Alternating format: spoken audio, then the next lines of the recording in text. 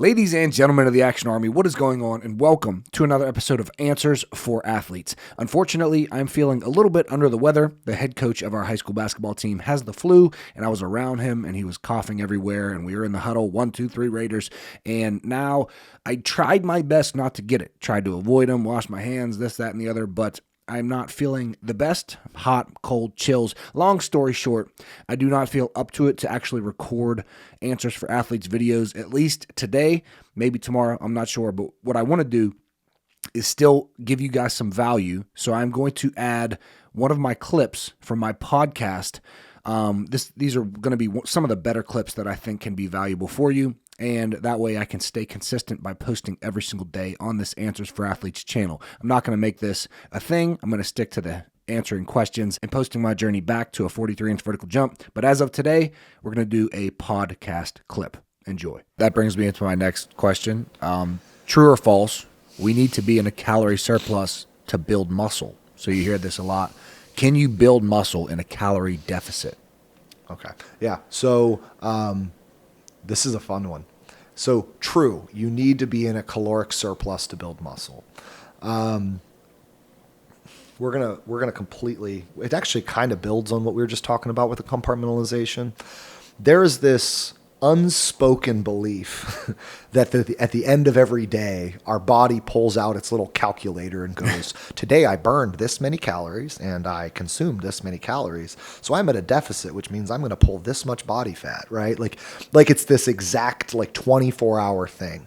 So what is a caloric surplus? A caloric surplus isn't a daily measure. It's a measure in a moment. And what I mean by that, so let's just say for fun, you and I do the math on you and you burn 3,300 calories in a day. And we decide we want to give you 2,600 calories. So we want to give you a measured daily deficit. But then right after your lifting session, I give you 1,000 of the 2,600. So your muscles just pumped, right? They got challenged. They're secreting GLUT4 that says, body, bring me carbs, body, bring me protein. And you give your muscles an abundance of protein. In that moment, you are in a caloric surplus. So in that moment, is your body willing to take a bunch of that protein and carbs and put it in the muscle and recover and repair that tissue? Yeah, quite potentially, yes. Right? And so a caloric surplus isn't always a daily event. Sometimes it's a time-based event, which is where time-based eating becomes a conversation. And that's where you start to see a lot of people, I think it was it Precision Nutrition? Might have been Precision Nutrition that always talked about the concept of caloric backloading, which was basically like putting food after exercise. And that was the concept behind it, is your muscles in the 2 hours after exercise have highest concentrations of GLUT4 that say, bring food here. If food doesn't come, it goes, ooh, we're in a state of scarcity. Let's go ahead and slow this whole thing down. If it says bring food here and then you give it a surge of food, your metabolism operates from a place of abundance and it says, ooh, burn, baby, burn. And it puts that calorie to work. And so you can technically create a period of caloric surplus that is in an overall net deficit. Now, don't get me wrong. If you do that over time, your body will catch on, which is why we can't have a daily deficit all the time. Right. But going back full circle to what we're talking about, where basically when I say, hey, I'm going to give you maintenance calories on your training days, I'm going to give you, of those maintenance calories, very large meals around workouts so that those workouts are in an absolute surplus, right? Of your 3,300, you're going to get half of it pre and post. Your muscles have no choice but to believe they are in a surplus, right? If I'm going to do that, so you're technically in a caloric surplus for periods of the week, right? There's periods of time that are in a surplus. And then there's periods of time during the week that are in a deficit. Your body can absolutely choose to prioritize muscle growth during a period of time and can choose to dip into fat reserves in a period of time. And those things can both happen over the course of a 7-day span. And so that's what becomes so gray about this, right? It's like, yes, you need a surplus to build. Yes, you need a deficit to lose. But how long do you need them? Do you need to be in a constant surplus? No. Do you need to be in a constant deficit? No. The problem is that's where most of the research exists, right? They put people in a constant surplus and then measure muscle growth. They put people in a constant deficit and then they measure muscle growth and then they compare them. They don't do what you and I just talked about, in part because it's really hard to control for in a lab, right? And it's also not the questions that they're asking. Can you have mixed fueling strategies to optimize comp? And so while there's a lot less clinical research on what we're talking about, there's a whole lot of case studies of it. You can see it happen in real time. And it's what we like to call, it's in the stage of research of biologic plausibility, which is, I mean, biologically, it makes perfect sense. And we definitely have cases we can point to that prove that it absolutely is worth investigating further. But most research and literature still focuses on just constant state of caloric input. Okay, so what you're saying is that we can do what we just talked about, 5 days of eating at maintenance, and 2 days in a deficit. And now that's another question. Can we build muscle at maintenance? Is that similar to a surplus? Okay, so Yeah. if that's true, then we can build muscle in those 5 days of training, and we can hit our PRs and do everything that you talked about. We can build our muscle.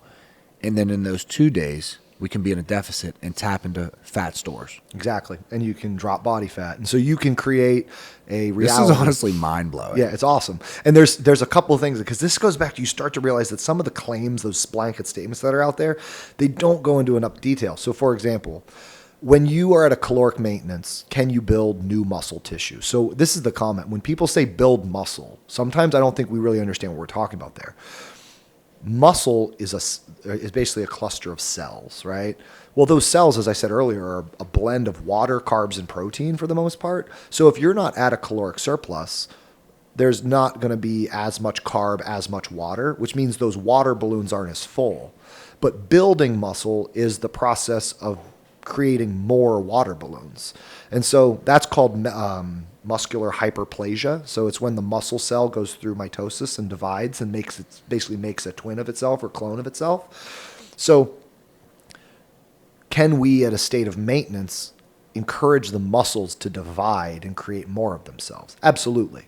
Will they do it faster if there's more food coming in? Absolutely. If you're in a calorically abundant state, you are going to maximize muscle growth. That's why power lifters, they will put on 2 pounds of body fat to 1 pound of fat, or to 1 pound of muscle, because they just want to make sure they are getting every ounce of muscle. Right. That said, most basketball players aren't trying to pack on an obscene amount of weight, right? Like it's going to ruin their range of motion and their function on the court.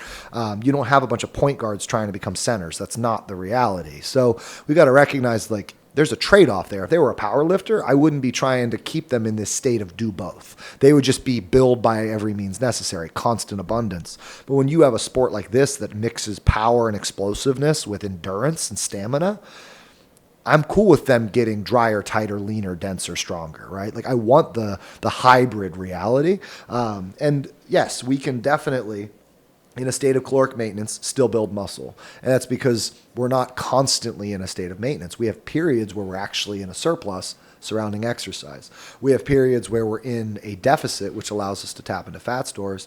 And you've got activity that is governing the hormones that are telling that story and allowing that to actually shift you. But then here's what happens too. Say you do this for a month. You hit it hard. You and I iron these out, but let's just say for fun, you for a month straight, 5 days at 3,300, 2 days at 2,000. So you're going to build muscle on those 5 days. You're going to build new muscle cells. That said, you have 2 days that are at a deficit, which means your glycogen stores, your carb stores are a little lower, right? Which that's actually a fluctuation of lean body mass, which comes back to what I was going to say is at the end of the day, if you build a pound of muscle that month, but then you lose 2 or 3 pounds of glycogen and water because you're at a deficit on those 2,000 days, if I do your body fat, it's going to show a net loss of 2 pounds of lean body mass. And you're going to go, I lost 2 pounds of muscle. No, you lost 2 pounds of carbs and water. You have new muscle tissue in there. And so that's where a lot of the research, when it talks about it, it observes lean body mass, which is muscle, bone, skin, organs, and water and carb stores. And so When you're at a caloric deficit, you don't just lose fat, you lose some of those short-term carb stores and water stores, which is going to cause lean body mass to go down. That doesn't mean the muscle cells didn't divide. That doesn't mean there aren't new muscle cells. So can you build new muscle cells at caloric maintenance? Absolutely. Can you challenge muscles at a caloric deficit to duplicate themselves? Yeah, they're going to be less likely to do so. But once again, there's a difference between a constant deficit and a periodic deficit, which is where this gray area starts to become really fun. Right, right. Now, is it the same for strength? What do you mean? Is it, if we stay in this 5 and 2 and we can build new muscle tissue in a maintenance on these 5 days, can we also build strength on these 5 days? Oh, absolutely. Okay. Absolutely, yes. So let's say somebody listened to everything that you just said and they said, I'm not convinced. And they still want to do a deficit every single day. I know they're much less likely to be able to build muscle and create new muscle cells or cause them to divide. Is it possible at all for someone who is in a calorie deficit 7 days a week to build muscle and add and improve their strength? Not really, no. Okay. Not in the long term. Your body will try to, but it can't at a caloric deficit repair the tissue. So you're going to tear and tear and tear, and eventually it's going to become scar tissue, and you're going to do more damage to the muscle than you realize. So strength will go down overall. And so there has to be some level of caloric maintenance or some level of caloric surplus to really create sustainable, genuine strength and muscle development.